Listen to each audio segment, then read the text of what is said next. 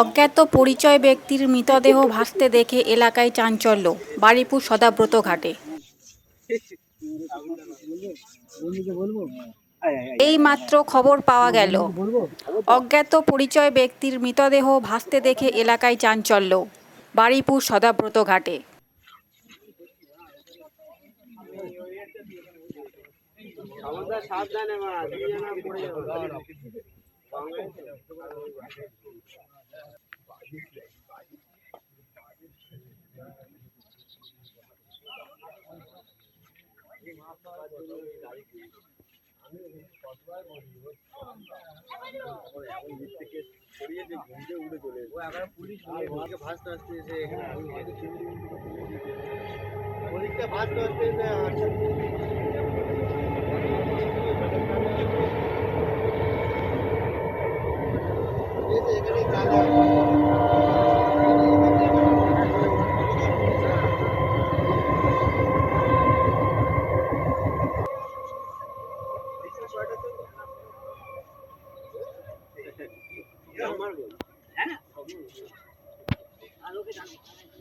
এসে দেখলাম খালে একটা মরা ভাসছে।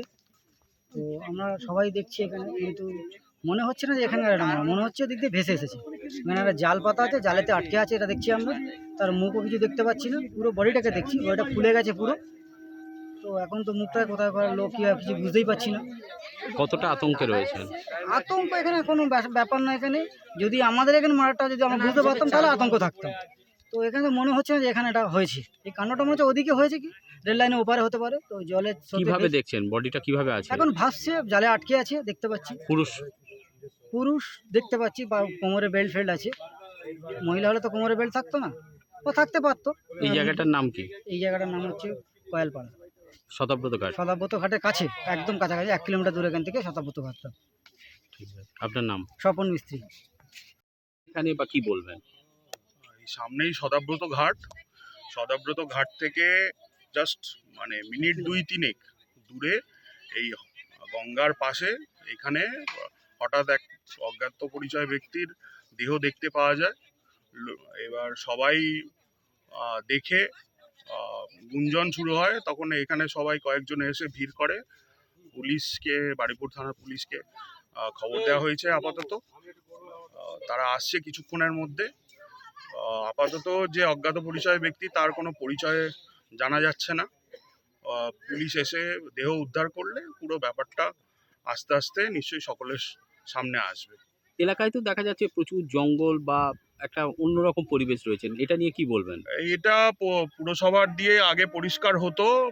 এখন বেশ কিছু দিন বা যবে থেকে 4 তারিখের পর পরিবর্তন হয়েছে, বারুইপুর পুরসভা অনেক জায়গায় এগুলো পরিষ্কার করেনি, বা এরকম কাজ অনেক কিছুই পড়ে আছে।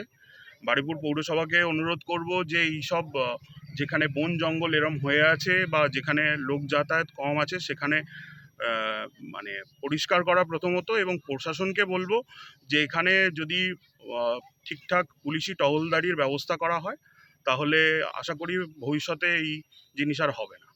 আপনার নাম? আমার নাম দিব্যজিৎ সেন, বিজেপি সাংগঠনিক জেলার যাদবপুর সাংগঠনিক জেলার দায়িত্বে আছে।